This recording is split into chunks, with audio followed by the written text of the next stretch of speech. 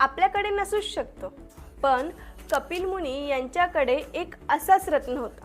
त्याचं नाव होतं चिंतामणी. एका सुंदर आश्रमात कपिल मुनी हे रत्न जपून ठेवत होते. एकदा फिरत फिरत गणासूर नावाचा दैत्य तिथे आला. कपिल मुनींनी रत्नाच्या सामर्थ्याने त्याला पंचपक्वानांचा आदरातिथ्य केला, पण पाहुण्याच्या मनात भक्ती नाही, लालसा होती.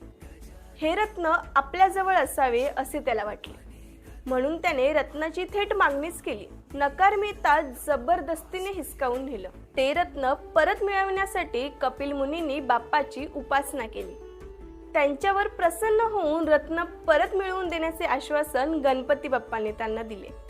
आणि मग विनायकाचे गणासुराशी भयंकर युद्ध झाले. या युद्धात विनायकाच्या हातून गणासुराचा वध झाला. विनायकाने चिंतामणी रत्न हे कपिल मुनींकडे सोपवले, पण कपिल मुनींनी ते रत्न स्वतःकडे न ठेवता बाप्पाच्या गळ्यात बांधलं. तेव्हापासून या विनायकाचे नाव चिंतामणी असे पडले. थेऊरचा कदम वृक्षाखाली वास्तव्य करून आजही हा चिंतामणी भक्तांच्या चिंतेचं निवारण करतो असं म्हटलं जातं. याचमुळे कदम तीर्थ म्हणून हे क्षेत्र ओळखले जाऊ लागले. पुढे हे क्षेत्र थेऊर म्हणून उदयास आले आणि आता थेऊरचं चिंतामणी म्हणून हे क्षेत्र प्रसिद्ध झाले.